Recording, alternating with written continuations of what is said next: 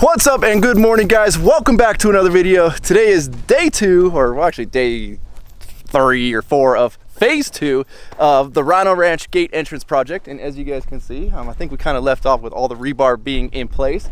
And well, the rebar is still in place behind us here. There's a few things we got to do before we pour the concrete into the footings. One of which is run any electrical or anything that's going to need to pass through the concrete. A lot easier to do it now than to try and like tunnel under our footings later. So we're running a bunch of chases, which just basically are empty electrical conduit. Obviously this is going to get tied up into place here, but this is like the important time right now. I'm not saying it's impossible to do later, but it's harder to add stuff later than it is to do right now. So what we're doing is we need to get power for the gate motors. And after speaking to a gate guy the other day, or a gate motor guy I should say, I have come to realize gate motors are absurdly expensive. And well, when you get the bright idea to put 2 gates, which is essentially 4 gates because they're all split in half, you need 4 gate motors. So we were talking about having the gates obviously open inward. Makes the most sense, right? Well, to do that, you need the bigger gate motors that mount on the ground. Basically, we'd pour a little pad, well, there'd actually be concrete back here behind the columns, and then there's an arm that comes out and it pulls the gate open. Well, those motors end up being about $2,000 to $2,500 a piece. And if you do the math, there's 4 of them out here. That's a lot of money. It's a lot more money than I was planning on spending on gate motors. Then they got another option, which in my eyes is a cleaner look. And this is an actuator option. So the actuator actually mounts onto the column itself, and the box mounts onto the backside of the column. It looks cleaner in my eyes. But the problem with an actuator is the actuator can only push. I mean, it can pull, but it can only like go out in one direction. So if you don't want to see the motors, they have to be on the backside of the gates, which means the gates are now going to open outwards. It's a little bit funky, I know. I'm like racking my brain about this on how funky this is going to be, but if we want the gates to open inwards, we'd have to put the actuator on the outside of the gate so it could push the gate open this way. But I don't want to see the motors on the front of the gate. That's kind of tacky looking to me, and it's going to take away from the beautiful gates that we're going to build. So currently we're opting to go with the actuator on the backside, and the gates are just going to have to open out to the street, and that's going to save me about half the cost in terms of gate motors. Those gate motors end up being half the price, and they sell them in 2 packs for the price of 1 of the single gate motor. So until further notice, unless I somehow rack my mind around spending double, we're gonna keep it to where the gates are gonna both open outwards. So here's how the wiring's gonna have to run. Obviously each column is gonna get a gate motor. So the master control panels are gonna live on these 2 inside columns here. That needs power feeding to it. Then it needs a relay cable, which is gonna run power and the signal over to the other column over here. So we're gonna have conduit coming in here. So basically all these marks you see is where we're gonna dig and run conduit like we did over there. There's gonna be a loop that runs over to here, and these are gonna control both the motors so they open at the same time. We're also gonna take power from over there because we're gonna have a light on the front of this column. We're gonna run that over to here, and there's gonna be a light on the front of this column. Same thing on the other side. So like I said, we're trying to plan for all of this in advance, as well as run a couple of extras just in case, because it never hurts to have an extra couple conduits available if you need them. Same thing on this side. Our control panel is going to be here, our master motor is going to be here, and then we're going to run the control cable and the relay over to the other motor, as well as another power cable for a light on there. Then we have the guard shack behind me here. So we're going to run about 3 to 4 conduits into the guard shack here. Obviously, this one's going to be for lighting, one's going to be for electrical outlets inside the guard shack, and then the third one's going to be for camera relays and all that stuff, all this whatever security stuff, surveillance stuff that we put up on the front of this thing. Another thing we need is about yonder, give or take. It might be attached to the guard shack. I don't think it's gonna be though. We're gonna have a gooseneck that comes out, which is just basically a little post. You're gonna have the keypad that, you know, if obviously I give you the code, you don't have the remote or whatever, you could punch in the code in the keypad and that'll open the gate. So that needs its own little conduit into the ground, which is then gonna stub in to the main control panel over here. So on this side, you'll see we got another little spray paint mark there. We're gonna have to run a conduit out here, which is gonna all kind of tie in. We could kind of go around probably, but I want everything to stub out into the center of these columns. So these columns we're doing 4 foot by 4 foot columns, as you guys know, but the centers are going to be hollow. So instead of trying to run the conduit up through the block and deal with that, we're going to run it all in the center of the block. Tons of room to play around with, and then on the back side, all we have to do is stub out pipe, and they're going to attach all that to the control panel. The control panel mounts to the face, and everything's hidden behind the control panel. So we're trying to get everything into the center of the columns. That way, if we ever need to change anything, it's all in the center. As we're building the block up, we can kind of decide then. Also need to get water over here. We're not going to worry about that until after the block and everything's in, because there's no water going inside of any of the buildings or anything like that. So there's going to be sprinkler lines here. Obviously, this area is all going to be planter. So I'm stubbing out right there, but we're gonna quickly turn the electrical conduit and get it out of the planter because I don't want to hit anything when I'm digging from my big in and out palm trees. Abel and Chava are getting all the conduit in. We got some more rebar, which is gonna be all of the horizontals we're gonna be running in the block columns when we're building them. So we gotta unload that out of the 6.0 and hopefully we don't get attacked by the chain again this time. Let's get everything hooked up. There's the hoping we don't drop anything.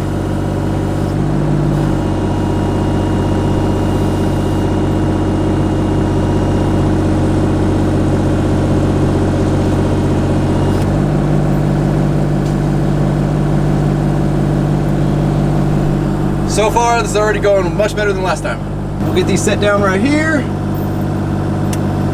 Now, being that we're knocking out the last little bits here, getting ready to pour our concrete in our footings, we got to make some room here. Typically, we don't tailgate concrete, which is basically you use the chute on the back of the concrete truck.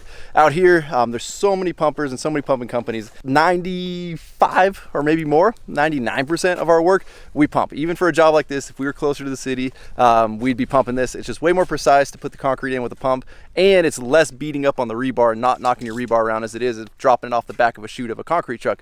You can put your pump hose down in there real close, lock the rebar in, and then fill the rest of your footings. But on this one, being that it is more expensive to have pumps come way out here, we're gonna opt to tailgate this. So this tree right here is kind of the only thing hindering us from that. So we're gonna chop off a limb or two here just to make some room.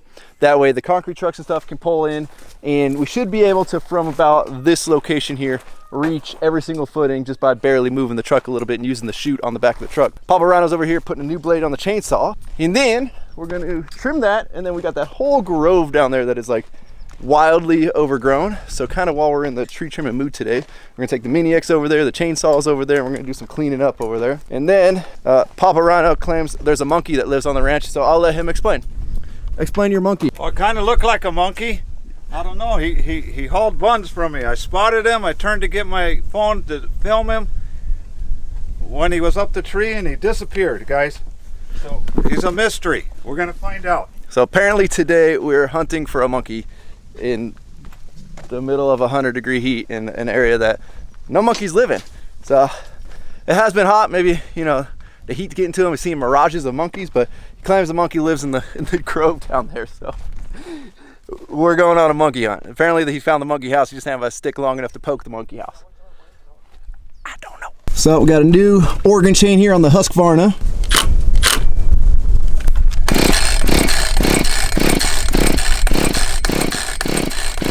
Well, story of our life, the old Husqvarna here that's been tried and true for like 10 years. She looks a little foul there. She's dirty. Got a lot of gas. She don't want to start right now. So I'm pulling her apart here, see if we can figure out what's wrong with it. Otherwise, we're going to get the old trusty electric Milwaukee.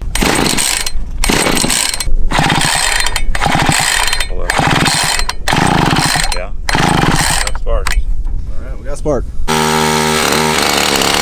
was just a little loose wire on the side there. The Husqvarna is back alive.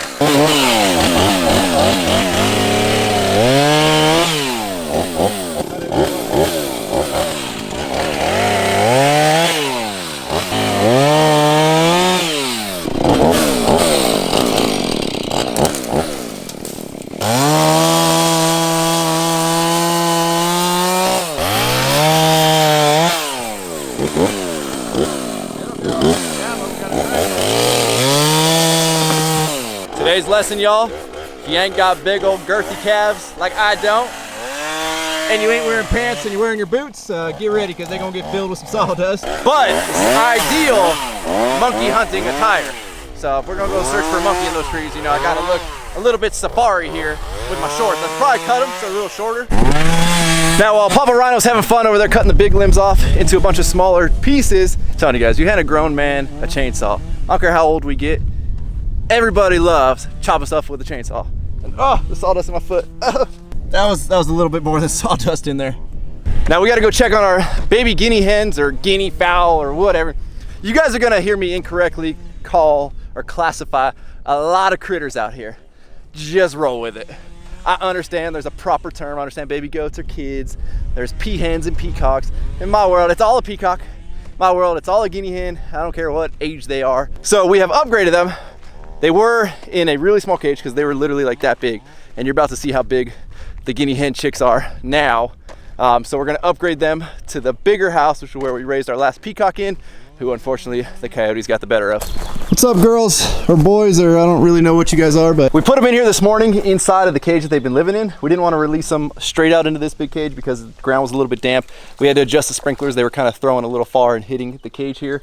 So now that we've taken the tarp off the top, let the ground dry out a little bit, it is now time to release these guys. All right, I know you guys are scared, and great work, you tipped your water over. Come on, little boogers, we're gonna get your food out of there. We're gonna refill your, we'll get you some clean water. I don't know if you're gonna jump out, so we might have to just get in there and kind of force you all out. Let's see if this will happen. Don't bite me. There's one. There's two. Are you about to jump back in? All right, since the ground is all dried out, we got the tarp back up there, give them some shade. All of them have made it out of the cage there. Got the big container water out. Now they're living outside and not in that little cage. And hopefully these ones grow up, join the other pack, know and learn how to stay away from coyotes. So we're gearing up now. We got the Milwaukee pole saw, the electric pole saw there. We've got the Husqvarna chainsaw. We're taking the Mini X. We're going on ourselves a genuine monkey hunt. I'm telling you guys, at the end of the day yesterday, Papa Rhino was sitting in the rocking chairs in front of the house. I go sit next to him and he's like, well, you got a monkey in your tree. Like, what? Hold on, what? He's like, yeah, saw him, couldn't get a picture of him. I don't think that was a monkey. He's like, nah, monkey. So, now I don't think I filmed too much in our low-lying tree area that we have here down in like kind of the valley of the property, but as you can see, it is heavily overgrown down here to the point where like it's kind of tough to walk around. The animals love it down here because they can go pick around and graze on all the leaves and stuff that fall off, but we definitely got to get her cleaned up. It's kind of like encroaching like crazy on the fence line over there, and in fact, the roots and the leaves have grown so much. This used to be like a 3-tiered fence here. As you can see right there, there's 3 2x4s, and then all of a sudden you see like 2.5, then you see 2, then like you barely got 2 coming out of the ground. That's literally because the ground, the dirt, the leaves, everything from the roots pushing the ground up has grown right there. As well as this is like the natural floodplain of the water that runs through the property, kind of runs all into this valley right here. That's why the trees are doing so great. So we're gonna trim all this up. Apparently, where's the monkey house? Where's up there? There's a lot of trees. When I came in, I was trimming, so wherever I trimmed, when I came in yesterday. How high up was it? Pretty high up there. Oh, that way up there? Yeah, so I lost him right here. And I was parked there. I turned to get the phone to film him or take a picture, see what the hell it was. And it disappeared, so. You think we're gonna reach up that high? No. That's like 25 feet up there. Yeah, and there's another one. Oh, it's 2 monkeys? Well, I don't know, the 2 houses. Maybe he's got money. But right now I just saw there's a white owl up here. He just flew out. Oh, you don't think that's an owl house, not a monkey house? No. Oh, no, it's a monkey house? Well, monkey or... Is the other one far from this one? Because I feel like that big we spotted up here. I don't think anybody's climbing up there either to check on the monkey. Sure it ain't a giant hawk nest? Nah, they wouldn't build like that. Do I charge them rent? That's an accessory dwelling unit on my property. I'm gonna need some rent money. So this side of the road isn't that bad. Up in here, you can see the animals kind of keep everything trimmed to about the height that they can reach. This side, however, is quite the fire hazard. It is very overgrown. Clearly storms have taken down a bunch of giant tree limbs in here. This is the side I really want to get cleaned up. This is also where like a lot of the coyotes hide and stuff. So we're gonna clean a lot of this ground stuff up that's fallen off the trees. I mean, it's probably really good wood to burn, but we're gonna get it all pulled up out of here, cleaned up, clean this whole valley up down here. Especially right now, obviously with the heat, fire season. So we want to make sure we are as prepared as can be and as clean as can be.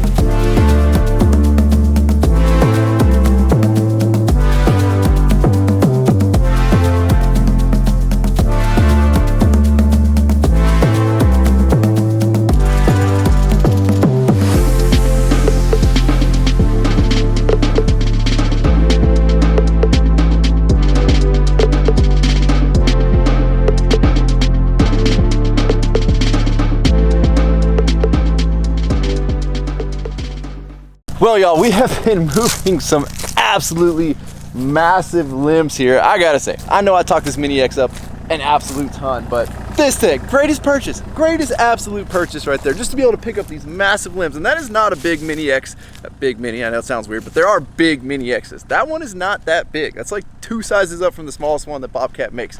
And that thing can throw these things around pretty dang easily. Cleared out all like the underbrush area of all the thick stuff, obviously this thin stuff. Next time I have one of James's skid steers over here, I'll go around and clean up a bunch of like the little leaves and all that stuff underneath. But we're making pretty good headway in clearing out this whole area up underneath the trees here.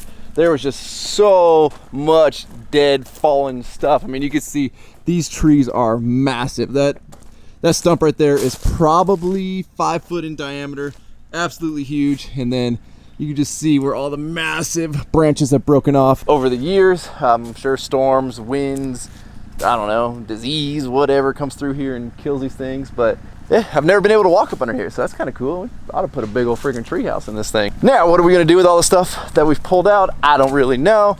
I'm not really one for sitting here chopping up firewood all day long, but maybe our good buddy Eddie over there bring out his wood splitter or something and we can chop this up into firewood. Now we're gonna call it for the day on cleaning up around the trees and stuff, but we gotta give the Mini X a bath here. She is absolutely filthy. This is why I will never buy a piece of equipment that is not an enclosed cab.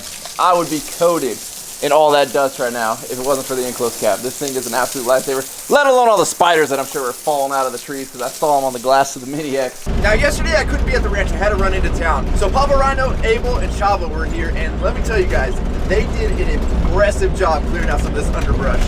We're currently tracking down in the Mini X right now. I'll get out and show you guys here in a second. ¿Qué pasotes? Puta, está bien, ¿eh? Sí, ¿No más víboras? no hay, ¿No más changos? no más. Allá arriba estaba un pinche bonche así de basura allá y tu papá lo hizo con la máquina. Todo ¿Exacto con este? Sí, más grande. ¿Más grande? Abel sabe. Pero Abel, con la tape. Oh, sí. Sí, mucho pinche spider Así. y de papi, un animal aquí, por ahí una hormiga roja Oh. y pero grande así. You bite? Yo la agarré con la ropa así. Did you kill it? Sí. So take a look at this, guys, and look how clean and clear everything is down here. One of the big issues we're having with coyotes and stuff is they were able to hide in this underbrush very well. And as soon as they ran in here, you didn't have any good shot at them or anything like that. But this place is absolutely, completely cleaned up. A lot of these trees, I don't know if it was a bark beetle or what that got to them, but you'll notice in our area, there's a lot of these just massive trees that are basically falling apart. Unfortunately, this big old girl right here has been pretty heavily attacked by whatever is out here killing trees. So this is actually very dangerous. Luckily, nobody really hangs out down here, but you saw the massive limbs that I was moving yesterday. I mean, all of these branches that are just, you know, those are 12 inches plus around that have fallen off of this tree. And I'm definitely watching out for snakes because they did find a good sized rattlesnake yesterday, which the excavator came very well in handy of giving it the good old smoosh kill. Shoot, all we need to do now is plant some grass and we got like a beautiful city park over here. And if any of you guys out there are grass experts and are local, I would love somebody to come out here. First of all, tell me what kind of grass I have in the backyard there because we need to expand a little bit, fill some in, and I want to make sure we use the same type of grass or grass is. And I'd love to just start adding grass seed around here. I just don't know what type to use. I'm nowhere near having a green thumb and understanding like climate zones and regions and all that stuff, but I know that a lot of you guys are. And right here, me on that road, there's one squirrel, and he fly. You go from one tree to the other tree. Una ardilla negra. Sí. Grande. Grande. Ay, güey. Pero es negra. Pero ella se pasa de un árbol acá así. Sí. Brinca hasta acá. Now the fun part is we need to get this giant mountain here of all the stuff that was cut off. And we're just gonna make a big pile over here. Either we're gonna get a wood chipper out here, we're gonna chip it all up, or we wait until after summer, and once we get a burn permit, we'll burn all that. Obviously right now it's way too hot and dry for that. Looks like Papa Rhino's still on the hunt here for his monkey, which if you don't speak Spanish, that conversation just happened a second ago was him letting everybody know the monkey is in fact a squirrel that he thought was a monkey that apparently flies across the trees here.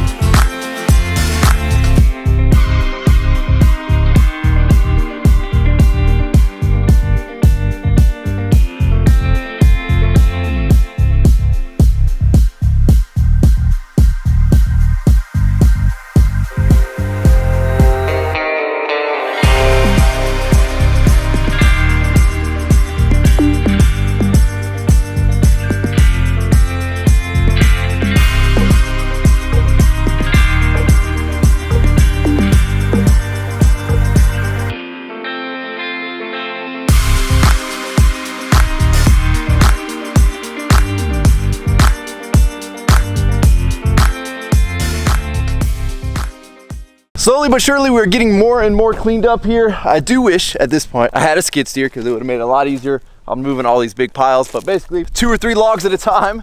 We have been moving all the big logs into this pile, and then a bunch of the underbrush and all that is in this pile, which is, I don't know, probably twice as tall as me, I think, at this point right now. And we still got a little ways to go. You can see they're still piling up some piles over there that I'm gonna grab that log with, and I use that to kind of push the entire pile over here at once. That's our makeshift skid steer until I end up purchasing a skid steer. This is a lot of stuff. I wish we had done this like a month or 2 ago when they were still allowing burn permits. You can see kind of next to the pile, I'm guessing at some point before we bought the property, this big tree had fallen over, and looks like the previous owner chopped it all up into firewood, which I kind of wish I had explored this property a little bit more, because I spent a lot of money on firewood for our fire pit up there. But this stuff's all like perfectly chopped into great sizes, ready to be burnt. It's obviously been dried out for quite some time, so no more buying firewood for me, that's for sure. Definitely be using the Mini X to pick it up though, because, you know, ain't trying to get bit by no snakes. Now we gotta go run and grab the single cab because we need to fuel up the Mini X. Again, so much nicer having the transfer tank in the single cab, making life easy. I'm gonna grab the grease gun too because I think it needs to get greased. We've been doing a ton of tracking, a ton of moving. We will make a little pit stop here though to show you guys the conduit that is all put in now. Once it's all like tie wired in place, looks a lot better than when it was just kind of flopped over the other day like I showed you. So we've got all the conduit in right there. Obviously the sandbags are to prevent the concrete from going to where just the conduit stubs out in the dirt. That's where we're eventually gonna dig and connect everything together. Got all of our conduit coming into the guard shack. Obviously every column that's gonna be getting gate motor, sensors, whatever it may be. We got all of that going everywhere. And essentially we are ready for concrete. See if the old single cab will start. She has been sitting for quite a while. Best thing I ever did on this truck was have Sergio install a low voltage disconnect on the battery. So the battery's only allowed to get so low, and it'll cut power to all the accessory stuff. That way you don't have anything that like draws just enough power that over a week, a month, 2 months, it'll kill your battery. Looks like today Bubbles is identifying as a bull, hanging out over here with Big Walt.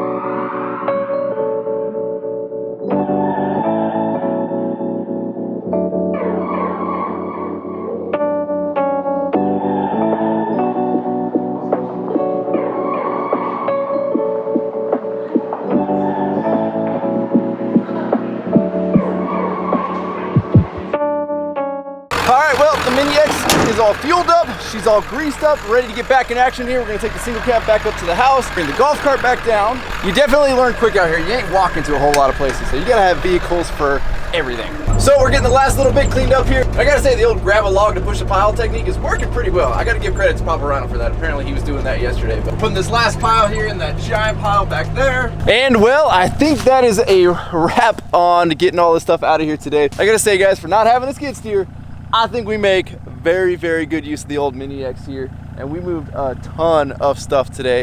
In the last couple of days, actually, getting this whole area cleared out. But just look at this. Just take a minute to take in this beautiful park-like setting. I'm very blessed to be able to live here. Damn.